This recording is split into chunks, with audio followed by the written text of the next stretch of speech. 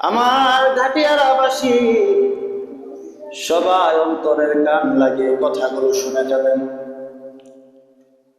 আমার নবী, আপনার নবী, তো জাহানের বাদশা নবী, একদিন হযরতে আবু হুরায়রাকে ডাক দিয়ে বলে, আবু হুরায়রা এদিকে আসো। আবু হুরায়রা, তোমার সামনে একটা গুদাম দেখতে পাচ্ছ। এই গুদামের ভিতরে জনগণের সম্পদ রয়েছে। আবু হুরায়রা, আজকে থেকে তুমি এই গুদামের আশেপাশে থাকবে, এই গুদামটা পাহারা দিবে, যেন কোনো চোর এসে এখান থেকে চুরি করতে না পারে। জবান খুলে কি সুবহানাল্লাহ পড়বেন না? আমাদের দেশে চোর আছে না নাই? জুতা চোর আছে না নাই? আমাদের দেশে চোরের অভাব নাই। মোবাইল চোর, জুতা চোর, টাকা চোর, যা পায় তাই চুরি করে। যেই কথা সেই কাজ। আবু হুরায়রাকে দায়িত্ব দিলেন, আবু হুরায়রা তুমি এখানে থাকবা আর পাহারা দিবা, যেন কোনো চোর এসে এখান থেকে কোনো কিছু চুরি করতে না পারে। এই গুদাম ঘরের ভিতরে অনেক প্রকারের খাবার আছে, গম আছে, চাউল আছে, ডাউল আছে। আবু হুরায়রা তুমি খুব সতর্কতার সাথে পাহারা দিবা, আর যদি কোনো সমস্যা হয় তাহলে আমি নবীকে তুমি জানাবা। যখন রাত হয়ে গেল, আবু হুরায়রা আমার নবী যে আদেশ করেছে সেই আদেশ পালন করতে লাগলেন। আবু হুরায়রা গুদামের আশেপাশে ঘুরে আর লক্ষ্য করে আশেপাশে কোথাও নেই কোনো চোর আসে। হঠাৎ করে দেখতে পেলেও কে যেন একটা ব্যক্তি গুদামের দিকে আসতেছে। আবু হুরায়রা দেখে অবাক হয়ে তাকিয়ে রইল, আর মনে মনে ভাবতে লাগলো, দেখি এই ব্যক্তিটা এখানে এসে কি করে। আবু হুরায়রা রাদিয়াল্লাহু আনহু মনোযোগের সাথে দেখতে লাগলেন। ব্যক্তিটা আস্তে আস্তে করে গুদামের ভিতরে ঢুকে গেলেন। ঢুকে যাওয়ার পরে গুদাম থেকে চাউল ডাউলগুলো আলাদা করে করে একটা ব্যাগের মধ্যে ঢুকাচ্ছেন। আবু হুরায়রা আর বুঝতে বাকি রইল না, এই মানুষটাই হলো চোর, এই গুদাম ঘর থেকে চুরি করতে এসেছে। আবু হুরায়রা চোরকে পিছন থেকে এইভাবে গিয়ে ধরে ফেলল। সুবহানাল্লাহ। চোরকে যখন আবু হুরায়রা এইভাবে ধরে ফেলল, চোর ডাক দিয়ে বলে, আবু হুরায়রা তুমি আমাকে কেন ধরলে? আবু হুরায়রা বলে, আমি এখানের পাহারাদার। আল্লাহর নবী আমাকে পাহারা দেওয়ার জন্য বলেছে, সেজন্য আমি এখানে পাহারা দিচ্ছি। তুমি এখানে জনগণের সম্পদ চুরি করতে এসেছিলা, তোমাকে আজকে আমি রাসূলের দরবারে নিয়ে যাব, তোমার বিচার হবে, তোমার শাস্তি হবে। চোর যখন এই কথা শুনলো, আবু হুরায়রার সামনে হাত জোড় করতে লাগলো, আর ডাক দিয়ে বলে, আবু হুরায়রা তুমি আমাকে মাফ করে দাও, আমাকে মাফ করে দাও, আমি আর জীবনও চুরি করব না। আবু হুরায়রা, 2 দিন পার হয়ে গেল, আমার ঘরে কোনো খাবার নাই। আবু হুরায়রা, খাবারের অভাবে আমার সন্তানগুলো ছটফট করছে। 2 দিন হয়ে গেল আমি কোনো খাবার খাই না, খাবারের অভাবে আমারও শরীরটা খারাপ। আবু হুরায়রা, আমি না পেরে বাধ্য হয়ে আজকে চুরি করতে এসেছিলাম। আবু হুরায়রা তুমি আমাকে ছেড়ে দাও, ছেড়ে দাও, আমি আর কোনোদিনও চুরি করতে আসবো না। আবু হুরায়রা রাদিয়াল্লাহু তাআলা আনহুর ভিতর অনেক মায়া ছিল, অনেক দয়া ছিল। দেখবেন আমাদের সমাজে 2 শ্রেণীর মানুষ আছে। এক শ্রেণীর মানুষ খুব কঠোর থাকে, ঠিক কিনা? খুব কঠোর হয়, ওদের ভিতরে কোনো মায়া নাই, দয়া নাই। কিন্তু আরেক শ্রেণীর মানুষ দেখবেন অল্পতেই গলে যায়, অল্পতেই গলে যায়। আবু হুরায়রা ছিল ওই শ্রেণীর মানুষ, অল্পতেই গলে যেত, খুব নরম মনের মানুষ ছিল। যখন চোর আবু হুরায়রার কাছে মিনতি করতে লাগলো, হুজুর আমাকে ছেড়ে দিন, আমি আর কোনোদিনও চুরি করবো না, এই কথা শোনার পরে আবু হুরায়রা চোরকে ছেড়ে দিল। চোরকে ছাড়ার পরে রাত যখন পার হলো, ফজরের সময় হলো, মুয়াজ্জিন মসজিদের মাইকে ডাক দেই, আসসালাতু খায়রুম মিনান নাওম।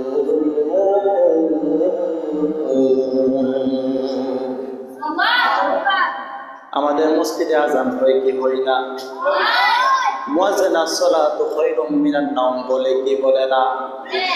যখন আজান হলো, আজান শেষ হওয়ার পরে আবু হুরায়রা মসজিদের মধ্যে চলে গেল।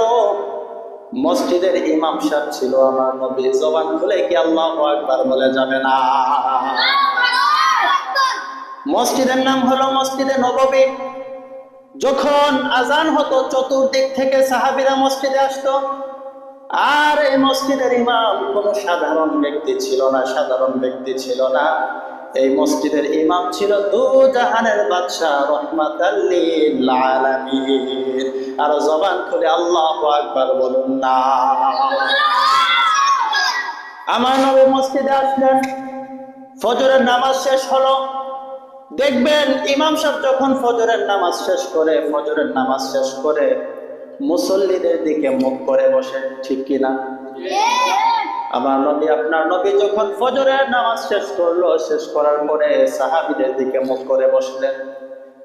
মুখ করে বসার পরে আবু হুরায়রাকে ডাক দিয়ে বলে, ও আবু হুরায়রা, তোমার রাতের চুলকে তুমি কেন ছেড়ে দিলা?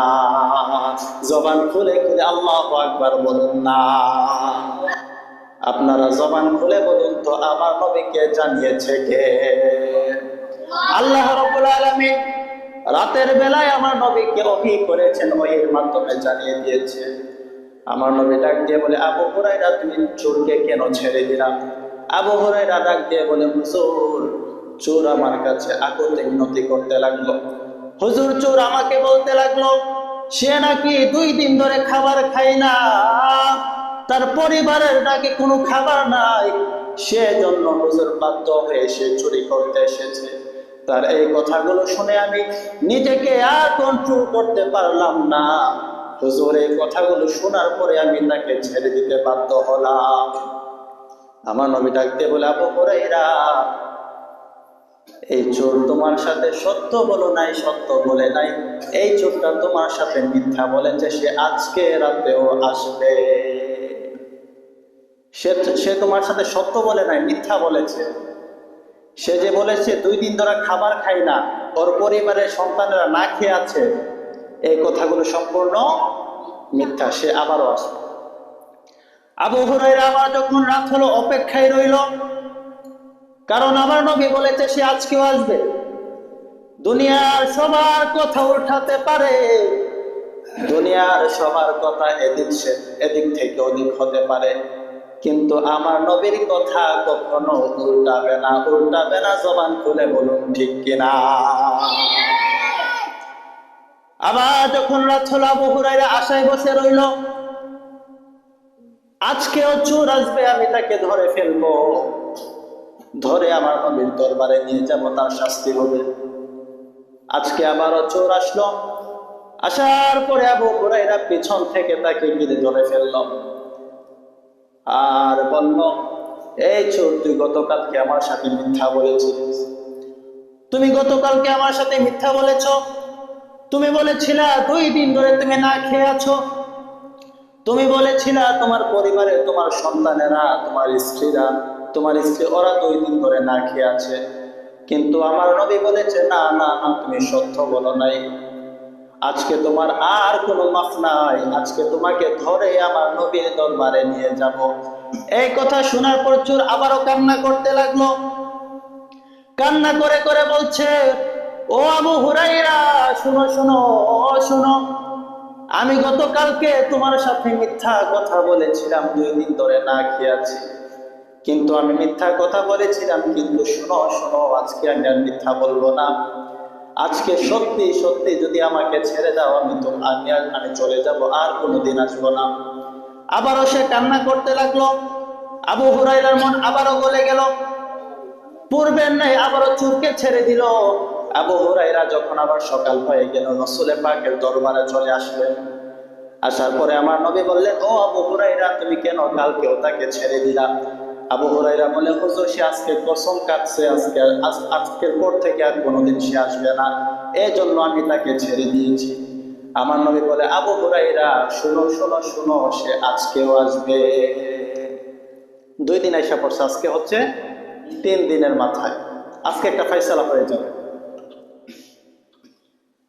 আবু হুরায়রা বলে আল্লাহি, আল্লাহর কসম, সে যদি আজকে আসে আমি তাকে কখনোই ছাড়বো না, যাই হোক না কেন, সে যতই কান্না করুক না কেন, আমার হাতে ধরুক না কেন, আমার পায়ে ধরুক না কেন, আজকে যদি সে আসে আমি তাকে ছাড়বো না। এই নিয়ত করে বসে রইলেন। আবার যখন রাত হয়ে গেল, চোর পড়বেন নাই, আবার বাইতুল মালের দিকে আসতে লাগলেন। আসার পর আবার আবু হুরায়রা তাকে গিয়ে এভাবে ধরলেন আর বললেন, তুমি 2 দিন আমার সাথে মিথ্যা বলেছ, আমাকে বলেছ আর তুমি চুরি করতে আসবে না, কিন্তু এর পরের দিন আসছো, আবারও বলেছ আর তুমি আসবে না, কিন্তু আজকেও এসেছো। শোনো শোনো শোনো, আজকে আর তোমাকে ছাড়বো না, তোমাকে সোজা রসুলে পাকের দরবারে নিয়ে যাব। চোর ডাকতে বলে, আবু হুরায়রা শোনো শোনো, যদি তুমি আজকে আমাকে ছেড়ে দাও তাহলে আমি তোমাকে নতুন একটা জিনিস শিখাবো, জবান করে কি আল্লাহু আকবার বলা যাবে না। ভেরি অ্যামেজিং থিং, অবাক করা বিষয় না? চোর আবু হুরায়রাকে শিখাবে। আবু হুরায়রা অবাক হয়ে গেলেন আর বলতে লাগলেন, শিখাও শিখাও, কি শিখাবা? চোর ডাক দিয়ে বলে, ও আবু হুরায়রা শুনো শুনো, কোরআনের মধ্যে একটা সূরা আছে, সূরার নাম হচ্ছে সূরাতুল বাকারা। সূরার নাম কি? এই সূরার ভিতর একটা আয়াত আছে, যে আয়াতের নাম হলো আয়াতুল কুরসি। যদি তুমি এই আয়াতুল কুরসি পাঠ করে রাতের বেলা ঘুমাও তাহলে তোমার ঘরে আর কোনোদিনও চোর প্রবেশ করবে না। জবান খুলে আল্লাহু আকবার বলুন না। যখন আবু হুরায়রা এই কথা শুনলেন এবং এই আমলটা শিখলেন, দেখেন সাহাবীদের মন মানসিকতা কেমন ছিল।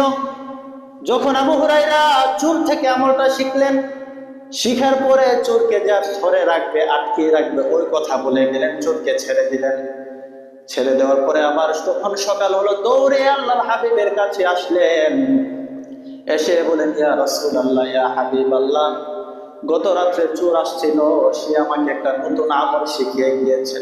হুজুর, সে আমাকে বলেছে আমি যদি রাতে ঘুমানোর পূর্বে আয়াতুল কুরসি পাঠ করে ঘুমাই তাহলে আমার ঘরে নাকি চোর আর আসবে না। আমার নবী ডাক দিয়ে কয়, আবু হুরায়রা, ও আবু হুরায়রা, শুনো শুনো, চোর এতদিন তোমার সাথে মিথ্যা বলেছে, প্রথম দিন তোমার সাথে মিথ্যা বলেছে, দ্বিতীয় দিনও তোমার সাথে মিথ্যা বলেছে, কিন্তু শোনো শোনো শোনো, আজকে চোরে একটা সত্য কথা বলেছে যে আমলটা করবে কোনোদিন তার ঘরে আর চোর আসবে না। কিন্তু আবু হুরায়রা, শোনো শোনো, তোমার সাথে এতদিন যে চোরটা আসা যাওয়া করেছে সে কোনো সাধারণ চোর ছিল না, সে কোনো সাধারণ মানুষ ছিল না, সে ছিল শয়তান, ইবলিস। জবান খুলে খুলে কি নাউযুবিল্লাহ বলবেন না? তো আমরা জানতে পারলাম, যদি আমরা আয়াতুল কুরসি পাঠ করে ঘুমাই আমাদের ঘরে কোনো চোর আসবে, আর সে চোরটা হচ্ছে ইবলিস। অর্থাৎ আমরা যখন, আমার আলোচনা প্রায় শেষের দিকে, আমরা যখন আয়াতুল কুরসি পাঠ করে ঘুমাবো তখন আমাদের যে শয়তানের ওয়াসওয়াসা, সেই ওয়াসওয়াসাগুলো বা শয়তান যে আমাদেরকে রাতের বেলা ঘুমানোর সময় কিছু ক্ষতি করে, সেই ক্ষতিগুলো আর করতে পারবে না। তো আমরা সবাই এই আমলটা করবো তো ইনশাল্লাহ। রাতে শোয়ার আগে আমরা আয়াতুল কুরসি পাঠ করে ঘুমাবো। আল্লাহ যেন আমাকে, আপনাকে, আমাদের সবাইকে এই আমলগুলো করার তৌফিক দান করে, সকলে করেন আমিন। ওয়া আখিরু দাওয়ানা আলহামদুলিল্লাহি রাব্বিল আলামিন। আসসালামু আলাইকুম ওয়া রাহমাতুল্লাহ।